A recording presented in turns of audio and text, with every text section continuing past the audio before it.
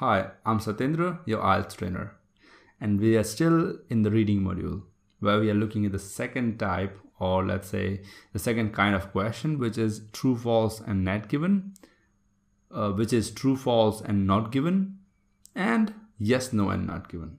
They're similar but not the same, but we're going to talk both in the one go and we can solve them together. Now, let me tell you what happens in true, false, not given. What you're supposed to get is you'll be getting a statement, right? And you have to match this statement or confirm it according to the passage, right? So I write here something and I have a passage which has a lot of paragraphs in it. I check if this sentence is matching with any of these passages or any information we have, right? So let me just tell you one more thing. Most people have misconceptions that if I write true, false, not given, or if I write yes, no, not given, it's one and the same. No, it's not one and the same. This is one of the biggest mistakes people make. If the question says that clearly it's true, false, and not given, you're supposed to write this one. If the question says yes, no, and not given, you're supposed to write this one. Don't worry. If you don't understand the question, don't worry about it. We'll still explain more. But when I say in the question itself, in the instructions, they'll mention if it is this type or that type. Now, what's the difference? More difference, detailed difference, so that you don't forget it. When the paragraph or the passage is about a fact, they always use this one. When the passage is about an opinion, they talk about yes, no, not given. Let's understand it using a sentence. Sun rises in the east. If I ask you, will I say, is it yes, no, or will I say, is it true? Of course, I'll say, is it true? Because it's a fact. And if I ask you, are you hungry? Or let's say, what do you think about it? You say this way, that way. This is your opinion. I'll say yes or no. You get my point? For facts and figures, we say true or false. For opinions, we say yes or no. That's the only difference we have in this kind of question. So the paragraphs will change rather than anything else. These paragraphs will be fact-based paragraphs, and the paragraphs for yes, no, not given will be opinion-based paragraphs. So one writer may be guessing this might have happened or that might have happened. In that case, you will have a yes, no, not given. You cannot interchange the answers in the answer sheet. Instead of true, false, you cannot write yes, no, not given. I have seen plenty of people doing it and they do get reduction for this and say, why didn't I get in reading 7 or 7.5 or 8 even? The reason is you made mistake in 7 questions, which are true, false, not given. And guess what? Done. It's gone. Yeah. So, and one more thing, similar mistakes people make is never write in short. They write like this, TFNG. Come on, you have enough time to write the answers in the answer sheet. You gotta write full. It takes like microseconds, almost like 1 second to write true. It doesn't take long, see, instead of this. Same thing goes for yes, no, not given. I suggest you write full rather than this. So this is wrong, this is right. This is right, and this is wrong. Okay, please write full, never write in short. Now, this is how the instructions look like. Do the following statements agree with the information given? You see this word, agree with the information given in reading passage 1, 2, whatever the number is, it depends on the exam, but this is how it goes.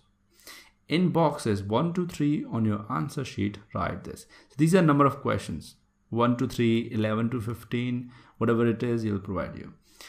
True, if the statement agrees with the information. Okay.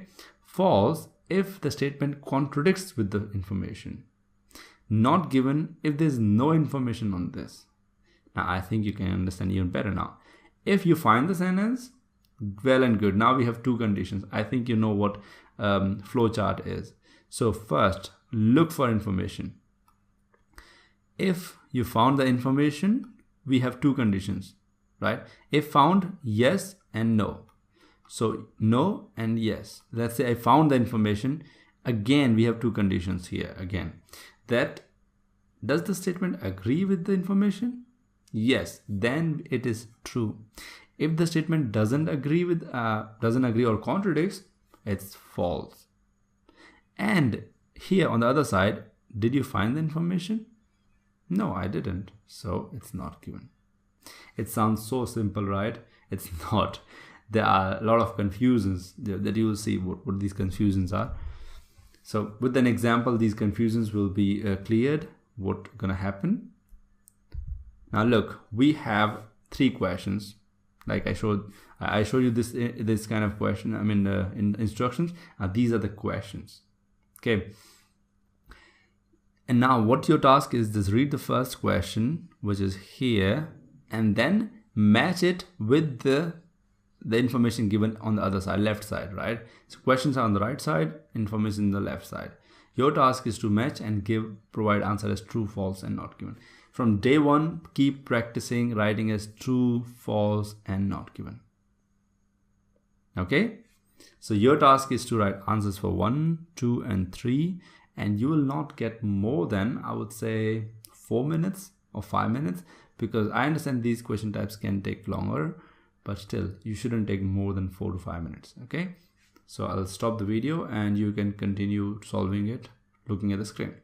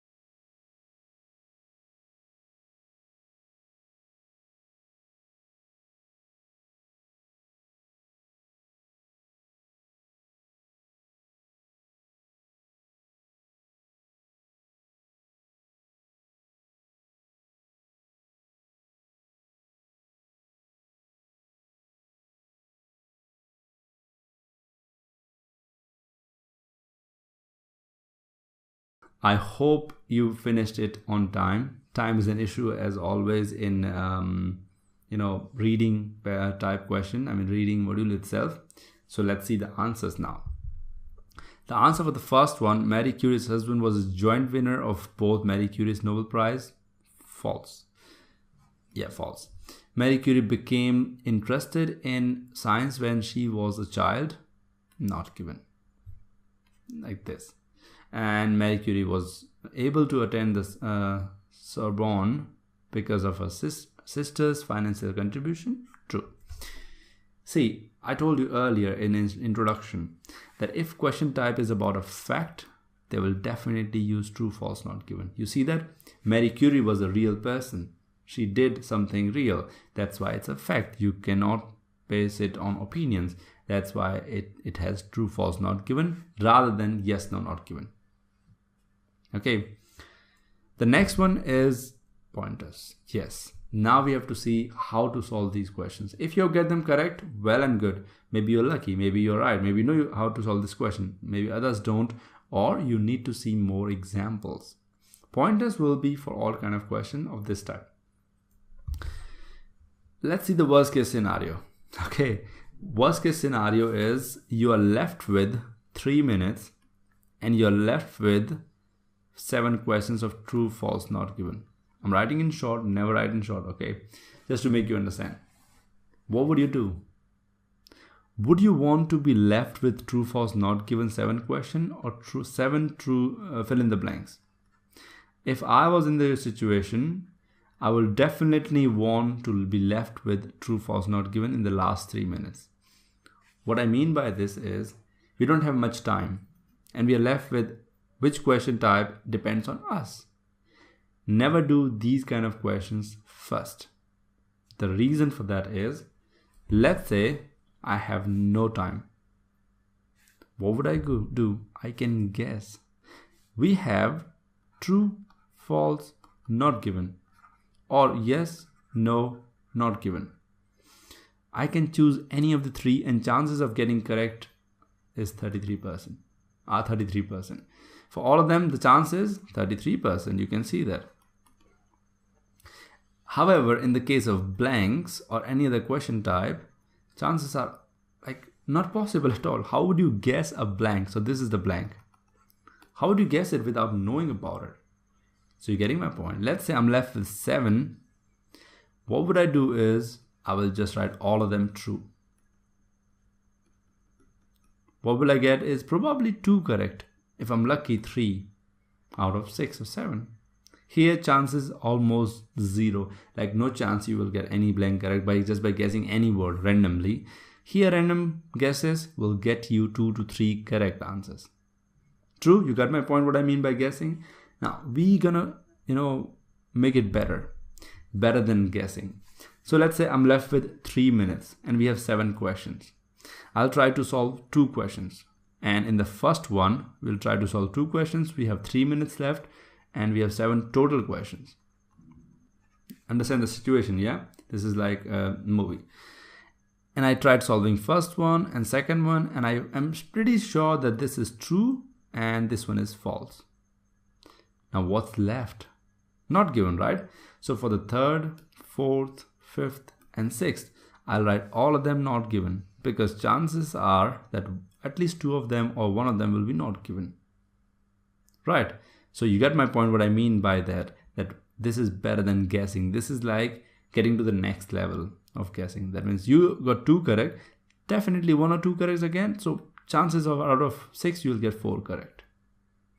This, remember, is the worst case scenario. We are not saying that you should do it in the exam, right? Don't get lazy. Yeah, be crazy. So let's see another method. I hope you understand the earlier one. That was tricky, right? This is also tricky. This is gonna help you to get things quicker or fast. The verb method, I feel, is to understand the verb method, you gotta understand the reason for wasting time. Very important information. Please pay attention here. This is gonna be helpful in any question type you have in reading, to remember the question itself or any sentence, not just in IELTS or anything. in any language, if you want to remember a sentence, the verb method gonna be applicable. For now, we're gonna talk about IELTS perspective. Now, this is one of the few sentences we have seen earlier. Mary became interested in science when she was a child. Mary was able to attend the Sorbonne because of her sister's final contribution. Right? Your task in this method is, Your task in this method is find out where the verb is. Became, right here, or you can connect with became interested. Able to, done. These are the verbs. We connected them. We understood them. These are the verbs. What your next task should be after task number 1, find the verb. Task number 2, if you don't know what verbs are, you should watch the grammar series which we have provided in the same place, and that will help you for sure. In the parts of speech video, everything is being explained in detail what verbs are and what are the types of it. So please go through that. Now, Mary was able to attend the Sorbonne. Now, second task in understanding this method is, after you understand the verb, create questions for yourself. Who became interested in what and when? So, who became, we should remember this, interested as well, because I said together, they are together, in what and when. Now, when you say this way, I don't need to remember everything in a sentence. I remember by giving the answer. Mary became interested in science when she was a child. Why am I asking you to remember? So the third one is to remember. So definitely after this, it'll be easier for you to remember. Let's take another example and I'll explain why am I asking you to do all this. Someone was able to attend somewhere because of someone or something. Someone was able to attend somewhere because of something. Now you can fill in the blanks in the someone and somewhats. And you don't have to remember this more than 1 minute maximum. Now let's explain why this verb method works and why do we need it. You have paragraphs, right, on different page, and you have questions or statements on the other page. The biggest time waster in this kind of questions in reading is turning pages. Turning pages takes a lot of time.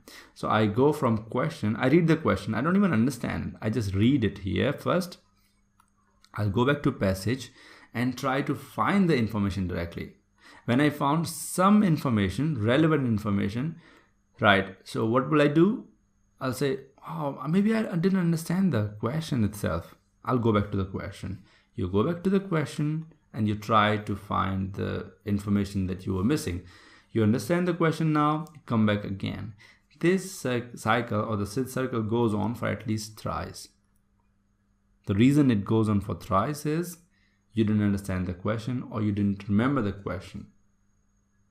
This is very similar to what happens when you go to catch a train early. So let's say I am planning to go somewhere and I reach the train station half an hour early. I'll keep checking, in my pocket if I have my ticket and what's the name of number of my seat. Let's say B2 and some number 23. I'll keep checking it for every 15 minutes, and when I enter the train, I still will confirm. Why am I doing this? Don't I have a brain to remember it? Because I didn't focus. Same thing here. You do have brain, but for you, question is not important. Important is answer. But you forgot, without question, how would you provide answer? Like you keep forgetting the ticket, you keep forgetting the statement itself. And that is the reason you can't find the answer quickly. With the verb method, you can easily remember the whole statement, at least for 1 minute. If you think about it, who became interested in what and when, now you can answer it by yourself. See, without even looking, you can close your eyes and answer the question. This is how you should remember the statement just for 1 minute while you're solving the question, and then move ahead. Change your why and what's. And easily you can find information in the passage without even going even once, back to the question types. You understand how verb method can create an impact in your question types or in your reading test. This is my favorite method in reading, which saves a lot of time. Now, true or yes. What's the difference? I think you know what's the difference now. Fact-based and opinion-based. Yes, you're right. Let's see the difference between true and yes and how to find the answer. We have here true, right? Mentioned here. Marie Curie's husband was a joint winner of both Marie's Nobel Prize. I think we have seen this. It wasn't true. This one was true. We have seen that as well. So let's see the questions first. And we know this one was true. Sorry. And what we're going to do is we'll try to find the answer now. So Mary was able to attend the Sorbonne because of her sister's financial contribution. I suggest you get all the information in the question by remembering it. Someone was able to attend somewhere because of someone. Again, same thing. Mary was able to attend the Sorbonne because of her sister's financial contribution. Please try to match the information exactly it is provided. But expect paraphrasing. Right. Able to is equal to can. Could here. Was able to, that's why could, past of can. Somewhere they mention. And the reason was her sister's financial contribution. Now, if you read the last paragraph, I think it's apparently clear. In 1981, this promise was fulfilled and Mary went to Paris and began to study at Sorbonne. Sorbonne is here. You should get, ding, ding, ding. Okay, found it. She often worked far into the night and lived on little more than bread and butter and tea. She came first in the examination in physical science in 1893 and in 1894 was placed second in the examination. Now look, you see Sorbonne there, right? But still, you didn't find the information about her sister's financial thing, right? What to do now? In the first sentence itself, what did we see? In 1981, this promise, you see that what's happening here? This, that, and all these words are referring somewhere. Something earlier. That means answer is connected to something else. That is previous one. You understanding my point? Sometimes you don't find answer in the single sentence or two sentences. You have to understand logically that, oh, we have this and that and which. That means answer might be a little bit previously, previous paragraph. Now we're going to read the previous paragraph. From childhood, Mary was remarkable for her prodigious memory and at the age of 16 won a gold medal on completion of her secondary education because her father lost his savings. Savings, we get a connection with financial contribution. Keep going. Through bad investment, she then had to take work as a teacher. Not information for us because then we never have to talk about teacher. From her earnings, she was able to finance her sister's Bronia's medical science studies in Paris on understanding that Bronia would in turn later help her to get an education. Right, you see that? She gonna later help her and this promise was fulfilled and Mary went to Paris. You see that? The connection between here and hence her contribution actually helped. Got it? So this is how you find true. It might not be present in a single sentence. One sentence might not have fulfilled, not even two, but how these sentences are connected to the next one or the previous one is the hint. If you're getting hints about Mary, her attending somewhere, or Sorbonne, or sister's financial contribution, all these are hints or let's say major information. These can help you to find the answer in the passage, but don't rely on a single sentence or don't rely on single wordings because they're mentioned here. These things will definitely help you. Okay, good. Now, what can be changed? This is a good question, because what we have is just change. We have a sentence here, right, from the passage, which we found as information, and we have a statement from the question. This is our question, this is our passage. Of course, I'm going to try to change the answer if I want to make it false or not given. So this change is important for us. So we have to think what can be changed. Now look here. Mary was able to attend the Sorbonne. Now till here we have one slot of information. One, you can call it one clause. Was not able to attend. Okay. Second, not Mary, somebody or different was, somebody else was able to attend. Or maybe in other university or other place. That means we can change these many things. Next, because of someone else financial contribution, we can say fathers. We can say instead of financial contribution, emotional support. So see how many things can change? Plenty. You have to pay attention on what can change. In order to do that, you understand what is there first in the question. Yeah. Now let's see what can change in this itself. Mary was able to attend, the place itself, some persons, and what kind of contribution. You see, 6 things can change this thing. Why do we need to understand the change? Because we have to understand the next thing, which is false and not given. This no or false versus not given is a nightmare for students. They come to me and say that we tried as hard as we can and still we got incorrect answer in this type. The first thing you should understand is if information is changed, then it's definitely no or false. Now, what is this information? We'll see that. If subject is changed, then it is not given. Now, we have 2 things. Information, subject. We'll see that what these things are.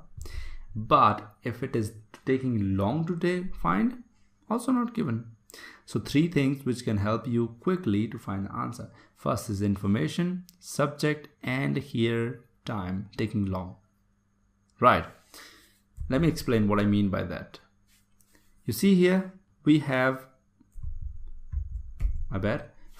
Marie Curie's husband was joint winner of both Marie's Nobel Prize.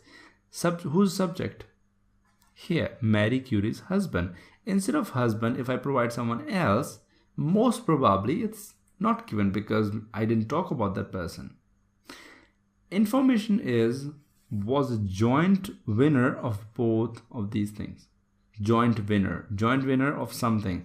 If I say it was single winner, then they are changing the information. Here it's the subject. You get my point clear?